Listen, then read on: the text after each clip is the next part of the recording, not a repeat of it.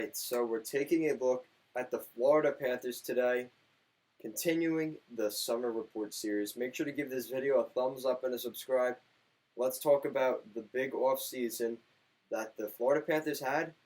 Will that affect my predictions on the Florida Panthers? So yes, the Florida Panthers had a pretty big offseason. They brought in guys like Sergei Bobrovsky, Anton Strawman.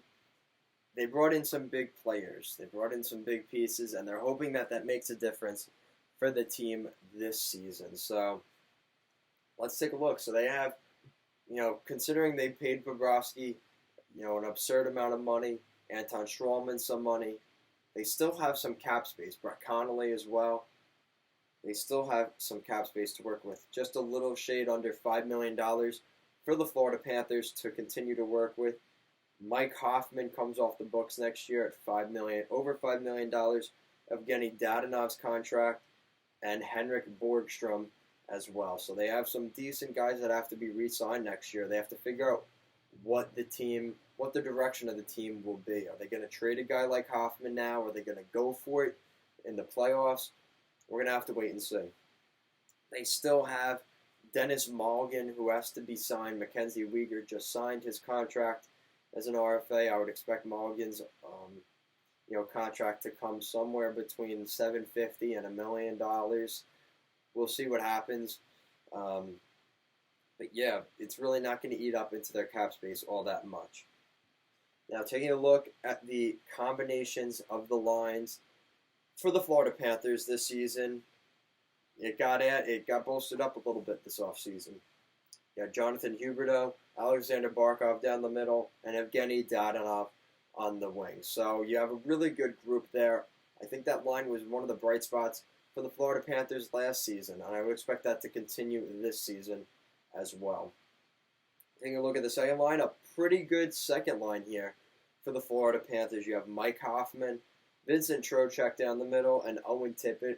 I think this is the year Owen Tippett gets his breakout year. He could be a guy that we end up talking about for a Calder at the end of the season. Call me crazy now, but we'll have to wait and see with Owen Tippett. And obviously Mike Hoffman is coming in on a contract year. I would expect him to, give everything he has to make some extra dough starting as soon as next year. Then the third line, you have Frank Vatrano, Henrik Borgstrom, and Brett Connolly. Brett Connolly being one of the guys they paid for.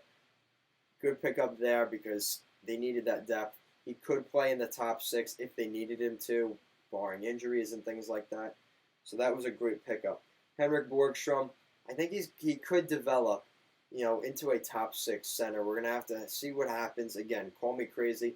There isn't a lot of room in the roster for him to move up that high, so I think he'll end up being, if he could be a solid, third line center, that could be a really good line there for the Florida Panthers. Frank Vatrano, he's he's been bounced around a little bit, so maybe he finds his game. He's been with the Panthers now, I think, for, either now 2 or 3 years.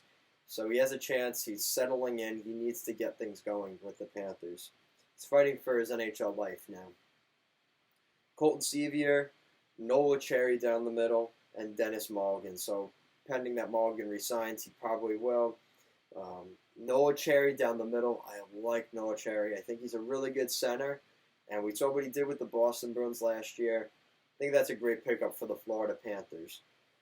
Taking a look at defense, you have Keith Yandle and Aaron Ekblad. So, I really like Keith Yandle. Even at his age, he's still a really good defenseman. You have Aaron Ekblad, who's not the player that they hoped he would be when he was drafted, but nonetheless, he is a really good defenseman in the NHL, and they're going to need him. Looking at the second pairing, I like the second pairing as well. You have Michael Matheson and Anton Strawman. I think Strawman was a huge boost to that back end and a really good pickup for the Florida Panthers. I really like their top four. It's pretty good, It's tough. You have teams like Boston and Toronto and Tampa, but this is a pretty good top four group in Florida. Then you have Mark Pysyk and Mackenzie Weegar. Again, I don't hate that too much. I don't love Pysyk. Weegar, take him or leave him. But I think, it's a fairly decent third pairing. It's not great, but I think they'll be able to salvage it.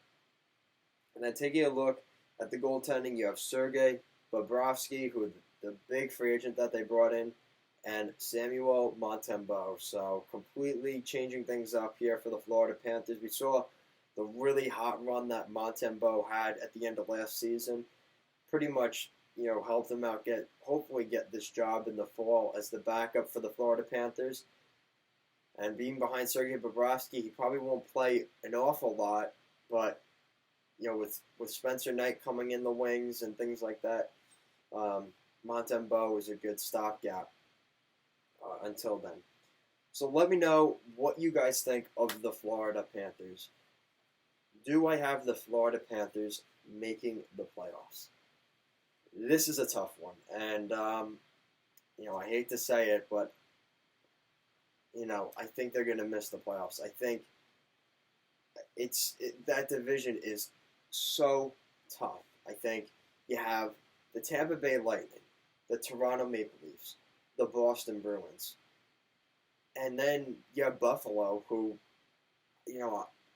I talked about. I don't even know if Buffalo can make the playoffs.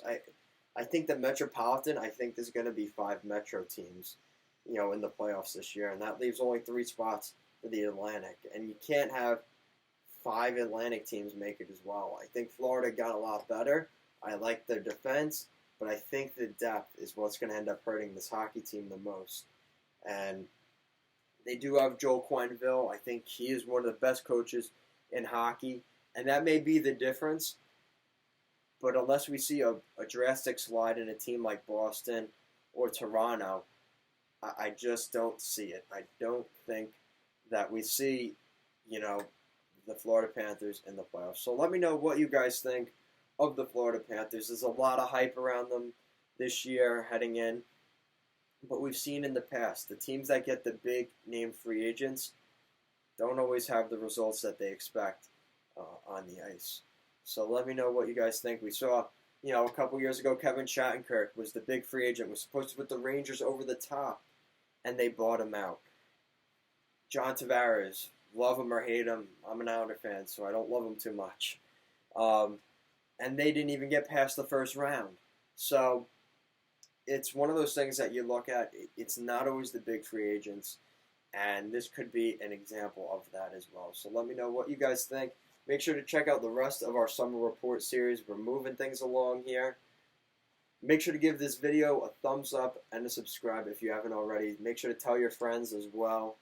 Thank you for watching, and have a good day.